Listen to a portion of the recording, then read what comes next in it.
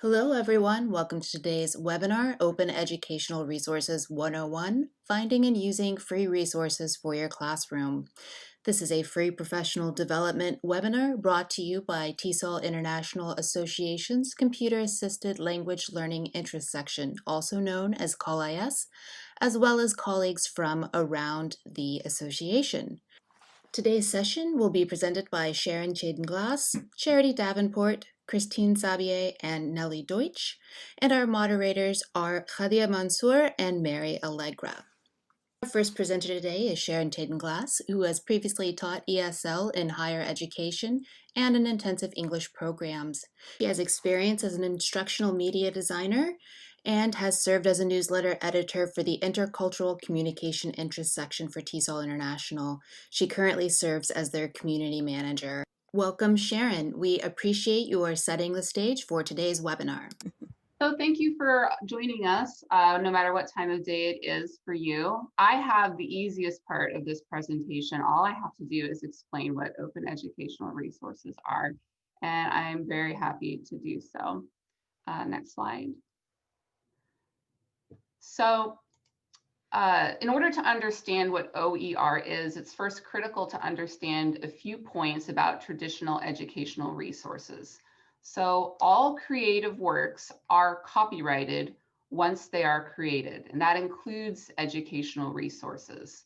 So if you're a teacher and you create something in a Word document, you have the copyright to that. You don't have to write an office and ask for a copyright. You already have copyright to the thing that you have created.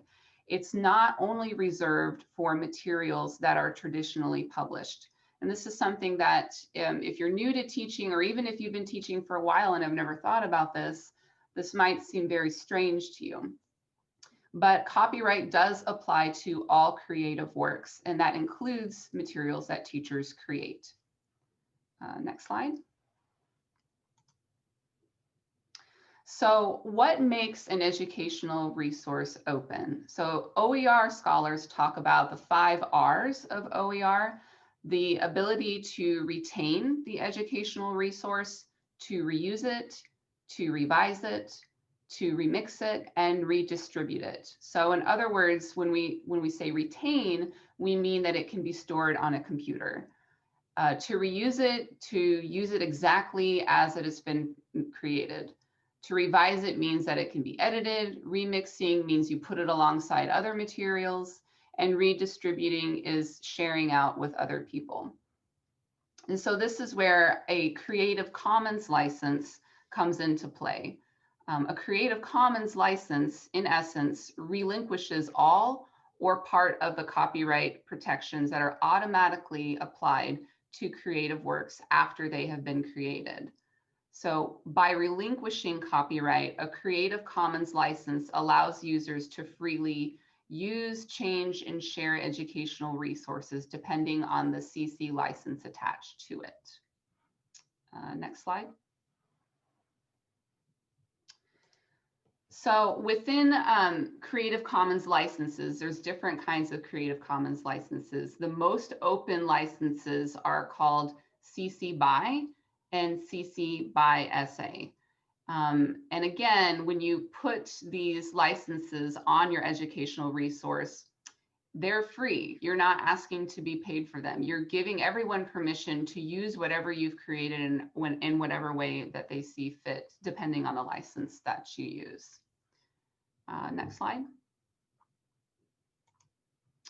So this is just an overview of the different kinds of Creative Commons licenses. This is not the focus of the presentation that we're giving today, but I just want to point out, in order for an educational resource to be considered truly open, it needs to be downloadable, stored, and editable. So if you put it in a format that people cannot download it and edit themselves, it's not truly open. And for reasons that I won't get into in this presentation, a CC license that has a non-commercial license is not typically considered OER. So if you're looking for OER, you're going to want to look for CC BY and CC BY SA. Next slide, thank you. when I'm talking about educational resources, this could mean textbooks, it could mean full courses, it could mean PowerPoint presentations, worksheets, audio files, videos, images, drawings, illustrations, anything that can be downloaded, changed, and shared. OER can also be printed materials, but it's typically usually a digital resource because that's more easy to share across the world. And that's all I have. So I'm going to hand it off to my next speaker. Great. Thank you very much, Sharon. Great information for all of us to know a little bit more about OER. And our next presenter is Charity Davenport. Charity holds a master's degree in TESOL, and she's about to get her master's degree on instructional technology next summer. Congratulations. She's the author of It's All Greek to Me and Writing with Grammar. And she is the 2018 recipient of the UT Open Textbook on OER Grant Program. Thank you very much, Charity, for accompanying us today. And let's start with your presentation. The floor is yours. All right. So yes, I'm going to talk about how to find OER. There are a lot of resources for OER and it can be a little bit confusing to find them. But one of the good things is, I think the easiest way to find them is Google. In the settings, you can go to advanced settings and you can go to usage rights and then look for those Creative Commons licenses like Sharon introduced, and it will come up with everything you need: images, video, and articles and texts. All right, next. And I grouped some of these by what kind of resources you want to find. So in addition to the Google search, which will be finding all of these resources, you could go to specific websites that have Creative Commons licensed images. So Flickr is a really good one, and it also has a search to find all Creative Commons licenses, but it's also important to note here where it says no known copyright restriction also means we can use those photos, and also US government works. That means they are part of the public domain, which means we have access to those images as well. Unsplash, Pixabay, and Pexels are really good if you want kind of stock image photography. Smithsonian Open Access also has a lot of public domain pictures that are pretty good. And also your own photos. When you take a picture, you own the copyright. That you own it, you can apply a Creative Commons license to it or put it in the public domain. Of course, don't take pictures of copyrighted things like pictures of books or pictures of other pictures that are copyrighted, but you can also use your own pictures. All right. There's also a lot of really nice icons and clip art, which I think have been really useful for me for designing my courses and my course materials. Noun Project has CCBY, which means I just need to give attribution. But if you have a paid subscription, like I do, you don't have to do attribution. Flat Icon also has free icons with that attribution license. Open Clip Art and Public Domain Vectors, it's public domain. You can do whatever you want with your pictures here.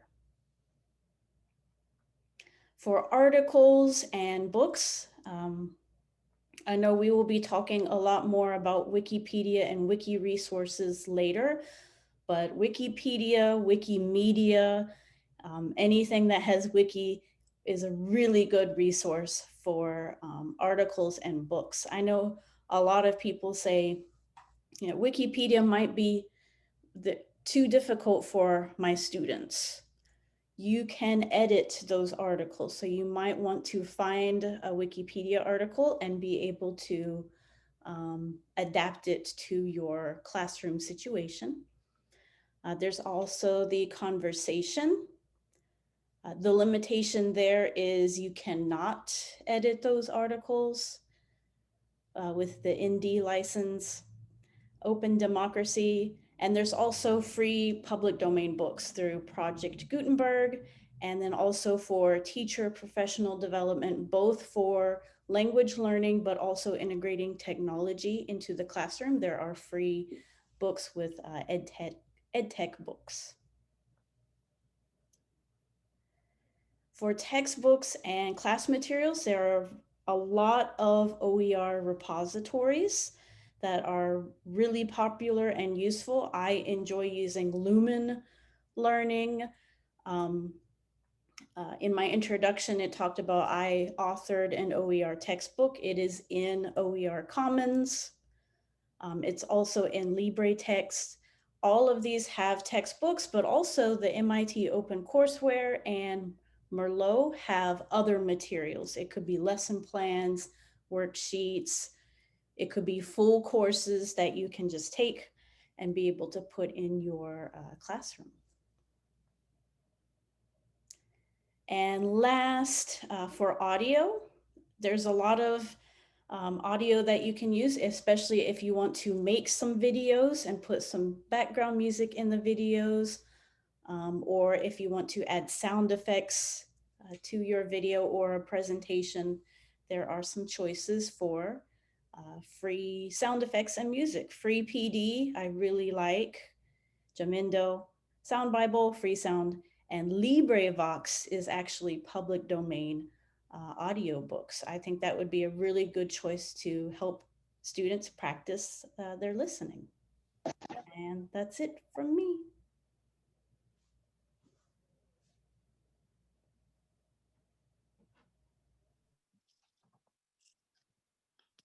Hi, everyone. Thank you. Now, our next presenter is Dr. Christine Sabia. I am honored to be introducing her and her great work. This is a synopsis of what she's been doing in the field. Dr. Christine Sabia is a full professor at Notre Dame University in Lebanon. She administers, teaches, and does teacher training on teaching, learning, assessment, and or technology partnership. She's interested in creating technology-enhanced learning spaces, instruction, development, and assessment. And her current research interests are in flipped learning, problem-based learning, e-learning, OER, learning theories, multiple intelligences, emotional intelligences, and assessment. She's an advocate of CALL, and she's a certified online instructor and trainer. She consults, tutors, conducts workshops, and publishes nationally and internationally. And she's an active member of TESOL and its affiliates and leader as well. She's the former TESOL CALL-IS chair, and she also welcomes you and invites you to connect with her. Dr. Sabia, the floor is yours, please. Thank you very much. Good morning, everybody, and good afternoon. I'm in the world where it's afternoon, actually evening. I'm happy to be with everybody. My presentation today is a bit different because I'm going to be sharing some data, descriptive data of a research study that was done for us to realize that OER is not just something that we can say we want to adopt and we just take it from there. So I entitled my presentation, Educators and Students, Differences in OER Perceptions and Uses. And I think, next slide. Sorry, next slide. I think it's very important that we as educators operationalize OER to be able to meet the needs of not only the educator, but also the students, because they perceive and they use OER differently. Now, it's true that the literature tells us that the use of OER is perceived very positively, but this is perceived positively by administrators and educators. when we think about the effectiveness, or when we look into the literature on the effectiveness of OER, it remains to be very blurry, especially when they talk about student use, when they talk about students learning, when they talk about the actual teaching and how you teach in the learning space. These things remain blurry. Next slide, please. So when we think about the use of OER in an educational setting, we need to think about it in terms of we are exploring, we are experimenting to find what works best in our educational setup, because it is we as educators who basically design the OER in our educational setting, but we need to consider the students, and we need to realize that what we want may not be what students want. And this is what I found in a study conducted in 2018. So the research setting basically was using OER in the teaching learning setting, and how do you go about making the changes and what changes needed to be made.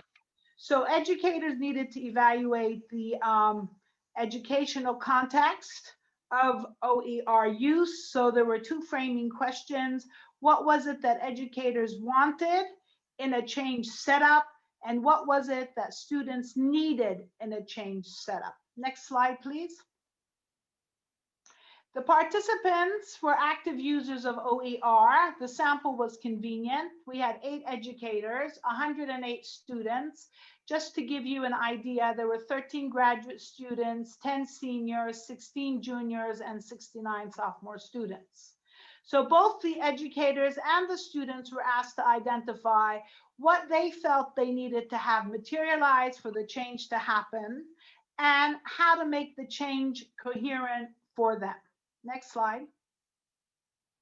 So basically what I found, and I'll be going through this very quickly because there's a lot of statistics to share. And later on, you can contact me or you can ask, and we can develop the information that I'm, in terms of the statistics that I'm sharing. So basically, the results for the educators, for change to happen, educators believe that the changes needed to make sense to them. Even if their administration said you have to make change and this is what we want you to do, they were not willing to make change if it did not make sense to them. So they needed to consider the value of the change itself, and at the same time, did this change help enhance the learning outcomes? Next slide. So specifically, basically, 80% of the educators wanted content material to be simple and adaptable to all the LOs. They wanted them to be available, to be able to measure the LOs easily, and they wanted it to be affordable. At the same time, 75% of them needed to make sure that the resource material was available and it was clear-cut, so that when given to the students would know how to work with the resource material. Because we know with a lot of the OER material, we have layers. We have layers with links, and links lead to other links, connecting different ideas together. 63% of them felt that working with students on how to limit resource needs was overwhelming. They felt very taxed because they needed to spoon feed students the information more than they would in a normal situation where there was a textbook in class. Even the students felt that this was very overwhelming to them. 100% of them wanted to vary instructional methodology to meet the needs of the students, whether it was for learners or for groups. But 88% of them felt that change, although making it learner-centered, or 63% of them teacher-centered, felt the classroom had to be very oriented towards spoon feeding, even if it was online or hybrid. Even flipped, they wanted the traditional way of being told what to do, and they felt that as long as the student was able to use OER and they were still able to promote critical thinking and active learning, they were all for making the change. 75% of the educators were very worried about the fact that the knowledge acquisition would be very shallow and watered down. And they wanted to make sure, 100% of them wanted to make sure that students would feel motivated and educators would be motivated, whereby the engaging process and the challenge process would be something that they could work with, and it was motivating enough for students and educators to want to use the tool, to want to use the resources, to be able to plan a diversified teaching learning space. Next slide, please. Now, when it came to the students, the change here was different. For students to want change to happen, they wanted to make sure that they were still in their comfort element. In other words, students were not willing to have change happen if they were not comfortable with the change. They wanted the tools to be available, they wanted the resources to be available, and they wanted it to be affordable. They needed to make sure that any change meant it would not complicate their life. So it wasn't change in the same way that educators wanted it. They wanted change to ensure no complication. Next slide, please. So their perception was a bit different. 95% of the students wanted to make sure that the content material was not challenging. They wanted the content material to be easy to understand. They wanted it to be relative to the information that they were expected to learn. They wanted it to be interesting, and they wanted it to be usable. All of them were willing to accept change, but they wanted to make sure that the amount of content was always reasonable. They weren't willing to read a lot of material. They wanted the educators, and we're talking here 91% of the students, wanted the educators to guide them step by step. 60% of them wanted guidance, even when it came to instructions. Exactly what is it that we're supposed to read, exactly what it is that we are supposed to do. Nothing more, nothing less. They wanted life to become easy. 100% of them were willing to make change in the methodology. They didn't really care that change in methodology was happening, as long as this change catered to their well-being. They wanted to make sure educators considered the strengths and the weaknesses, their work obligations, their time restraints. They wanted to make sure that the expectations were not too much. They wanted to make sure that the deadlines were friendly.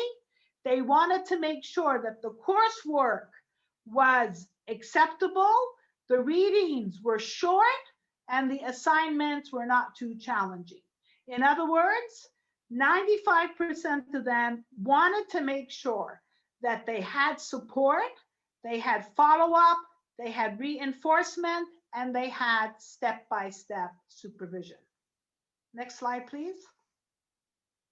So if we're going to actually think about concluding, both of the educators and the students were willing to make change, but you could see that there was a significant difference in how they perceived change to be, whether it was the value of the instruction, the teaching learning setup, the engagement, versus the emotional and physical comfort needs. And these are key things we need to realize. So this went contrary to what the literature tells us. When we adopt OER, we need to consider student perception, because student perception for student is based on catering to their comfort, to their wellness. While for the educators, adopting OER was based on how does it enhance the teaching learning setting? Does it enhance critical thinking? Does it allow me to meet the learning outcomes? Does it improve the learning itself? Thus, it is important when we plan OER educational setups, we understand these differences because we are the ones who design our computer syllabus, and we are the ones to ensure the integration of OER presence. And this is very crucial for us to consider and keep in mind when we are adopting OER. Thank you. Thank you very much, Dr. Sabia. This is great findings and great information to be shared, definitely, with the others who couldn't make it. Mary, please, our next presenter. Yeah, thank you very much. And our next presenter is Dr. Nelly Deutsch. Dr. Deutsch is a Canadian education technology relationship-based mentor to educators worldwide. Nelly has been teaching English in middle school, high school, and at the level, college level for 40 years and integrating technology into face-to-face programs since 1992. She organizes free annual online events such as Moodle and Virtual World MOOCs, online conferences like Connecting Online and Moodle Moots on Moodle for Teachers site. She is an EVO coordinator and moderator. She practices team-based peer learning, supporting learner autonomy and integrating technologies such as Moodle, Jitsi, Congra, Google Meet, MS Teams, Zoom, Screencast-O-Matic, Kahoot, Padlet, Quizlet, and Google Drive to engage and empower learners. Thank you very much. And Dr. Deutsch will present collaborative peer team learning. Dr. Deutsch, the floor is yours. Welcome. Thank you. Thank you so much. Great to be here. And I think it's a great idea. That's why I jumped for it. When I found out that there was going to be something about open educational resources. Well, we've got some great guests here. We've got an expert, in fact, from Sweden, Ebba, Dr. Ebba, or Professor Ebba is here with us, who's an expert on open education resources. So it really gives me great pleasure that you're here. I started Wiki Educator in 2007. Wiki Educator is, just as was mentioned, a wiki. And it's a wiki that is the same or very similar to Wikipedia, and it's based on Media Wiki. How many of you have heard of Media Wiki or have used it? You can say used, heard. It's completely free, it's open source. You can have it if you've got a domain, you can install it on your domain, and you could actually have a wiki-like Wiki Educator or Wikipedia. So from the icons that you see here, these are all open education resources, or at least they're platforms for open education resources. There's WordPress, which is also open source. Involved in Wiki Educators were the Commonwealth of Learning. They're not involved in Wiki Educator anymore. And Otago Polytechnic University from New Zealand. Athabasca was one of the first to be interested in adding OER to their university and giving credit to students from around the world who actually took OERs for free and were able to get credits for that. If you can go on to the next slide. So today's a very, very happy day. Well, it's happy year actually, because I don't know if you guys know it, but this year is 20 years of Wikipedia. And so far, over 1 billion edits have been added to Wikipedia, which is an encyclopedia, an online encyclopedia. You can go on to the next slide. So it's very rewarding that we're doing this for the, oh, you clicked on it? All right, that's good. Okay, so all of these are clickable. I've added the, yeah, you can just go on to the next one. Thanks. They're all clickable with actually the sources of the images and a little more about. So actually what you're getting from the slides, at least these slides, that I've provided are OERs. You can use them to further your education, or at least to get information. So Wikimedia was developed by Jimmy Wales. I don't know if you've heard of Jimmy Wales. I had the pleasure of meeting the man, who is an incredible speaker. He is the founder, the brain behind Wikipedia, but he also developed Wikimedia in 2003. Okay, 2 years later. You can go on to the next slide. So what do Wiki Educator, and Wikipedia, or the media wikis that are public, have in common? What they have in common is media wiki. As I said, it's open source, and that's how you can have your own wiki. And I've had mine, which is really exciting. And I'll tell you more about my adventures on Wiki Educator and my love for the wiki. So you can go on to the next one. Dr. Wayne McIntosh. I don't know if you guys have heard of him. I'm sure Eva has, and anyone who's involved in the wiki or OER movement from years back. We're going back to 2007, 8, 9, over 10 years ago, when Wiki Educator and Dr. Wayne McIntosh, originally, he's a developer, computer science geek, and much more. He's from South Africa, but he moved to New Zealand at some point. And he started, as I said, Wiki Educator, as well as the continuation of Wiki Educator, which was developed on Wiki Educator, called the OER Foundation and the OER University. Yes, there is a university where you can learn for free and get credit. So let's go on to the next slide. I really get excited when I think of how I started with Wiki Educator, because this is really history for me, so it's nostalgia. I don't know how it happened.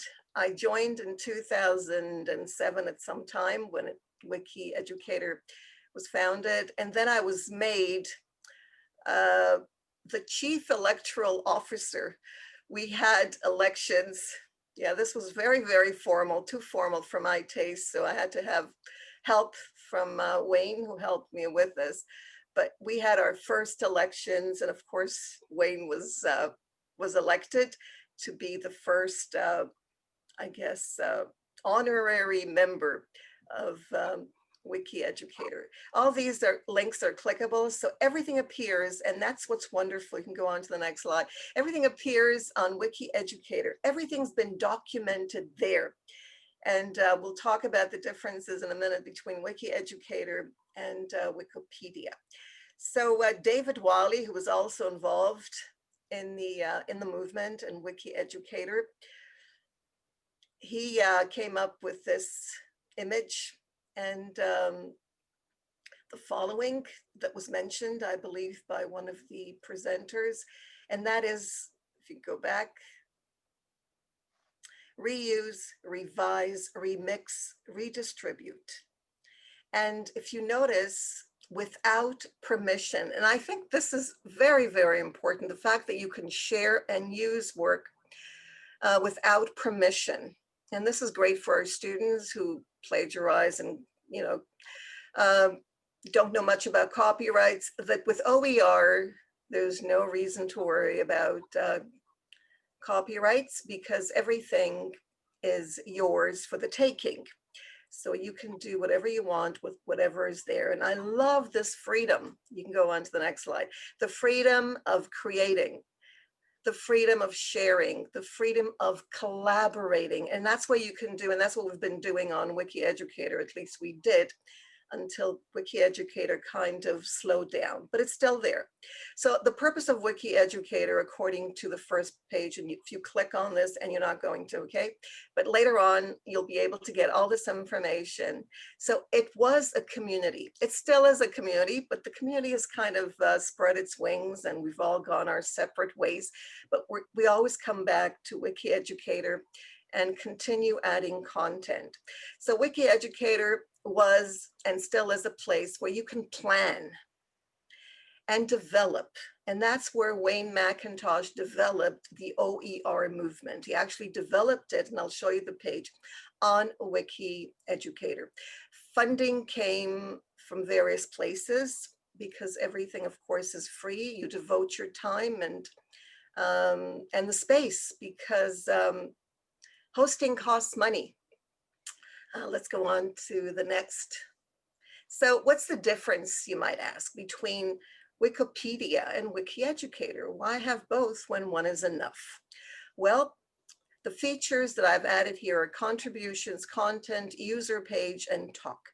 Wikipedia and Wiki Educator are different in that the contributions are different. I don't know if any of you, I know I have tried to get a user page on Wikipedia. I tried to get one, but I was thrown out very, very quickly after a few edits. So with Wikipedia, you can't get an account or a user page or edit anything unless you follow through protocols, and it's really hard to get in there, but once you do, you're fine. They only work with experts. Now, experts doesn't mean that I'm not an expert. I might be an expert, but they don't call me an expert. So with Wiki Educator, anyone, that means that anyone can plan and work, and generally all educators are welcome. They only, and I'm one of the super admins, as they call us. I'm not on Wikipedia, I'm nobody there, but on Wiki Educator, I can contribute and actually check for spam and other things. Content on Wikipedia, there's only resources. It's pretty dead. Okay, you can have the content, you can use the content, that's fine. On Wiki Educator, there are activities, and I'll give you some examples, not just resources, but also activities. It's almost like an LMS, at least that's how you can use it. User page, no on Wikipedia, yes on Wiki Educator, and then talk. We can have conversations, ongoing conversations about the content on Wiki Educator. Wikipedia, you have to be someone, or at least recognized by Wikipedia.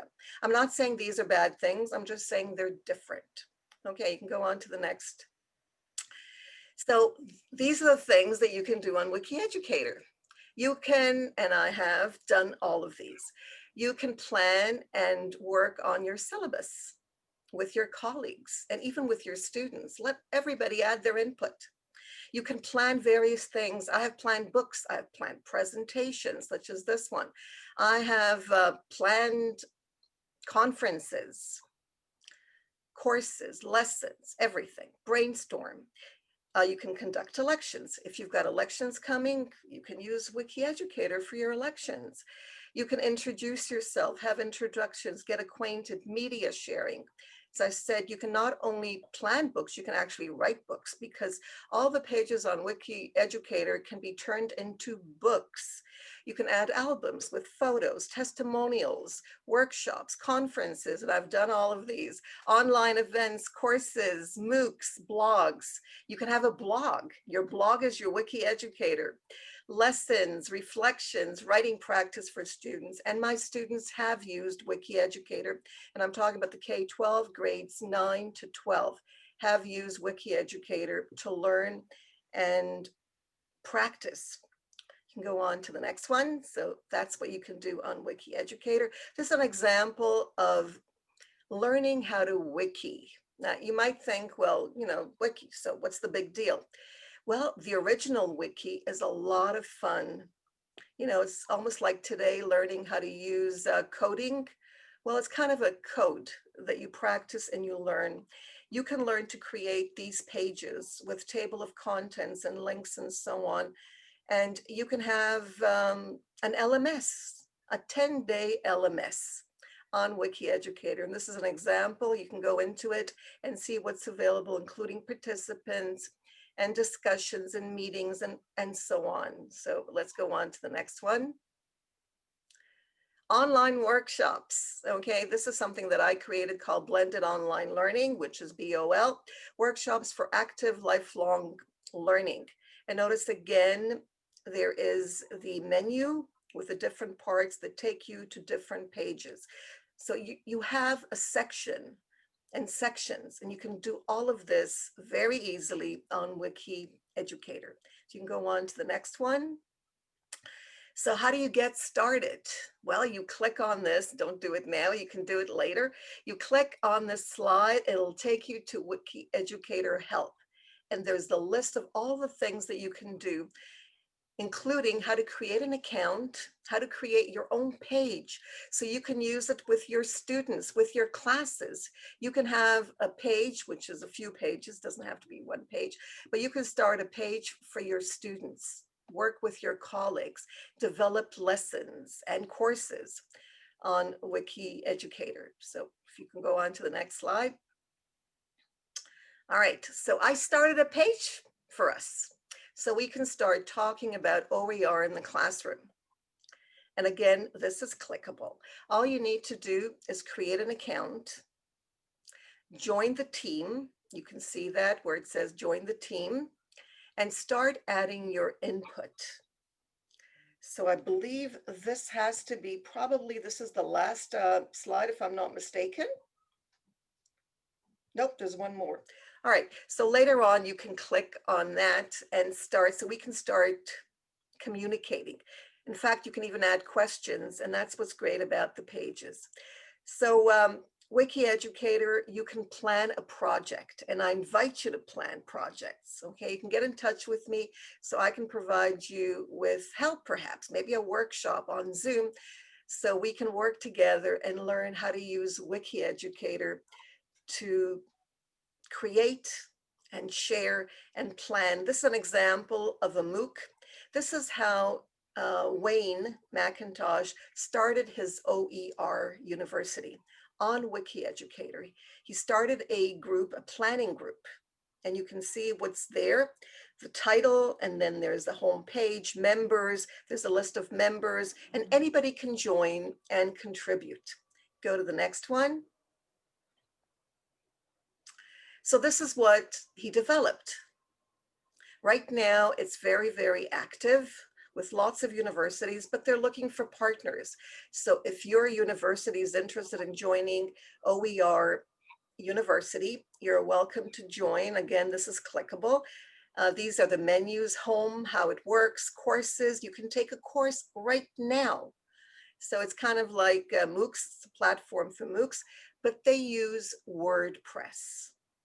They use everything that's open source, nothing that gets paid for. Everything is free, and the sources, platform, and so on are free. So if you didn't know, WordPress is also open source, and you can do anything you want with it. And the next one, this is a link to a course that I think you would probably find interesting. It's called Learning in a Digital Age. And you can develop and learn how to help your learners become competent and autonomous. Who wouldn't want to take such a course? So this course is an example of what you can take at OER University. And that's it. Thank you for watching, and looking forward to seeing you on Wiki Educator. Thank you very much, Dr. Deutsch. It was a very interesting presentation. I mean, that let us know a little bit more about Wikipedia and Wiki Educator. And well, these are the references used by all our presenters in their presentations. And I think we are ready for our question and answer session. So Yes, let me please. stop sharing. Thank you, Dr. Deutsch and Dr. Sabia and Charity and Sharing for the great presentations today, and for this opportunity to share with our audiences around the world about OER. As I mentioned earlier, this is just a kickoff, and then we got more coming in the future, and we would be honored to have you as well other times, as Dr. Deutsch mentioned, the idea of a workshop about Wikipedia and how to use it and how to create projects. That I am sure that many of our audiences here would love to learn more about that from you. So that's an open invitation, Dr. Deutsch, for you. It sure is. Yes, and if you have questions, please feel free to jump in. Dr. Ebba earlier mentioned in the chat box that there has been a sixth R. We talked about Sharon, and Charity talked about the five R's of OERs, but Dr. Ebba mentioned there's a sixth one added, which is the recognition. Dr. Ebba, if you're still with us, please feel free to open your mic. Would you like to share with us a little bit more? What is the sixth R that has been added to the five R's of OER? Thank you. Yes, thank you so much. Thank you very much, and congratulations for this very interesting webinar. It's really good that you have launched it. First, maybe I can just briefly introduce myself, because as Nelly mentioned, I work for ICDE, the International Council for Open and Distance Education, and I'm chairing the OER Advocacy Committee, and have done so for 3 years. And there will be a next mandate period coming up this year to 21 to 24. I will put a link here in the chat. So I'm very much involved in the OER matters, and very much involved with the OER implementation of the recommendation, which was launched in 2019. It hasn't been mentioned for this webinar, but I think it's very, very important. Yes, I mentioned this 6R, and the 5 R's already are great and good enough. But it is also discussed very much in the OER community that there are needs for recognition. And actually it came up by Svetlana Kryaseva. She is the chief officer at the UNESCO Institute for Information and Technology Education based in Moscow. And she has been argued for that for quite some years by now, because we all know that OER play a great and important role for even for informal learning, but also for formal learning, of course. And users, both users and creators, need to be recognized to use and create and implement OER. So that's why I think the 6R is very, very important, because it plays a role for the implementation of OER. So maybe that's all. Great, thank you, Dr. Ebba. That's another door to get into as well when we talk about OER and the implementation of OERs. And I think that links to Dr. Sabia's presentation about the students. Maybe and I can just mention as well, as Nelly saw a very, very good talk so much about OER University launched by Wayne McIntosh.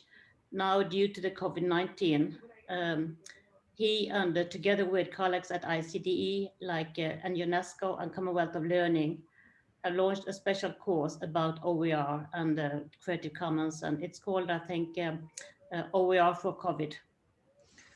Great. We would very much need your expertise, and anyone who's in the audience as well here who joined us today. Our initiative is going little steps but forward towards TESOL International OER. That's our ultimate goal. That's my vision that started 5 years ago, basically. And for the last 2 years, Sharon and Charity and I have been drafting guidelines and doing a lot of work behind the scenes to get this webinar kicked in as a first step for awareness, but we have a line of other events. So we would love to collaborate with you more on this, and eventually have a TESOL OER tab and repository, to serve the ELT communities around the world and narrow the educational inequity, and take advantage of follow the OER movement and all its benefits. Do you have any questions, our audiences? Please feel free. There is one question here. Sure. Go ahead, Mary. Marta Castillo asked, I have a quick question. Is there a free online website where students can be evaluated to measure the level of proficiency in English? Let's see who of our experts can answer that. I don't know of one, honestly. That's why ETS makes so much money. Okay. We could I send a one. link for English first. If you guys want to check it, it's a free placement test. They don't charge anything, and it's for free. Oh, there you go. There's something. Dr. Deutsch suggested to develop one. Yeah, it's Yeah, here. that's Thank you, what George. OER is about. It's about collaborating and, you Mhm. know, working together to develop. I know it's not that fashionable anymore. It was in the past, but we can bring it back. I'd love to Absolutely. be part of that. Yes. So I'm taking notes of Mary, do you know the name of the person who asked the question? Yeah, Marta Castillo. Perfect. So I'm taking notes with please feel free to reach out to us because these are the There is an the yeah. opportunities for us to, as Dr. Deutsch mentioned, to collaborate, right? There is another question here. I don't know if you saw it. It is Jennifer Lacroix. It says, how is content monitored? In other words, what would happen if someone posted something inappropriate? Are we talking about, like if there Wikis, was I a think, TESOL repository? yeah, I think they're talking about wikis. Yeah. What happens on Wikipedia is that Oh. they have people monitoring, but also on Wiki Educator, spam is picked up very, very quickly. You don't need people to do it. There are bots that do it. But if there's anything there, people also report, which is great, but there aren't any spammers generally. Okay.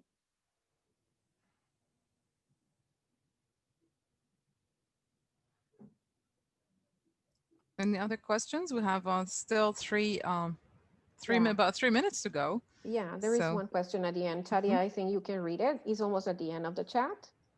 okay. All right. Yes. Is there a certificate for the courses on Wiki? I think this is for you, Dr. Deutsch. Yes, lots of certificates. And of course, they're all free as well as digital badges. However, it depends on the university. There are some accreditation by university. Some universities are happy to provide free resources, but they're a bit, you know, hesitant about giving out their, you know, their certificates for free. But this is, we're working on that. I mean, Eva can tell you more about that. There is work on that to encourage university. I think Athabasca is probably one of the leading universities. I think one of the, Chadia, didn't you work there? So you would know something about that, maybe. Shadia, you're muted. Chadia was here, right? Yes. Yeah, you worked at Athabasca, I believe, right? Well, I am a doctoral student at Athabasca University right now. I'm doing my doctorate in distance education, and I'm at the proposal submission level. So it's been 3 years right now, done with the courses.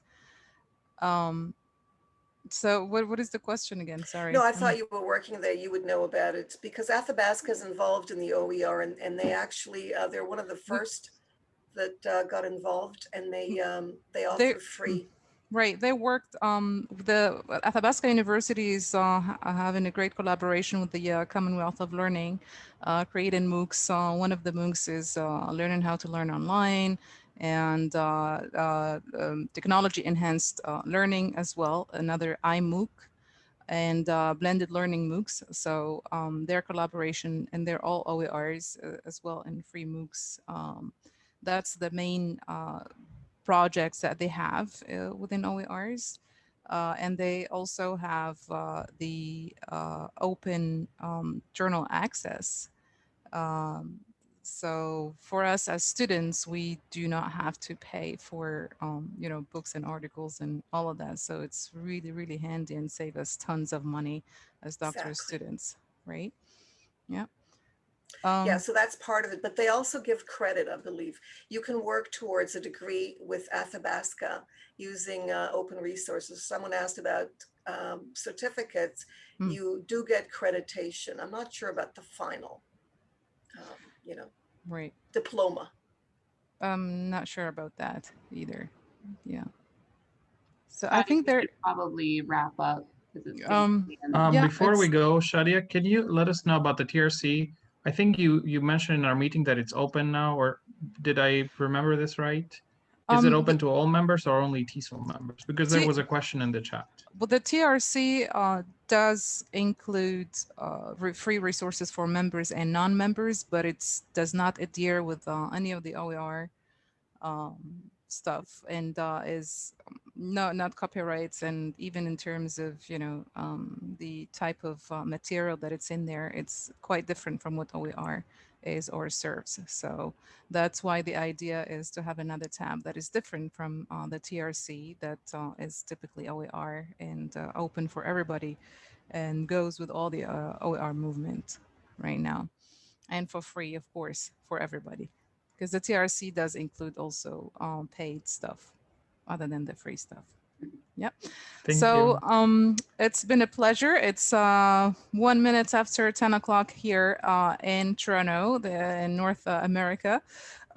We are very, very pleased to have you all, our great speakers and the great audience. We got 132 people with us today, and we had over 300 registration. So we'll be sharing the link, and stay tuned for more OERs, and keep in touch. And please feel free to contact our speakers today if you have any other questions or any interest in the OER. Thank you very much, and have a great day, afternoon, or night. Thank you. Hi, everyone. Thanks Bye-bye. for coming. Bye.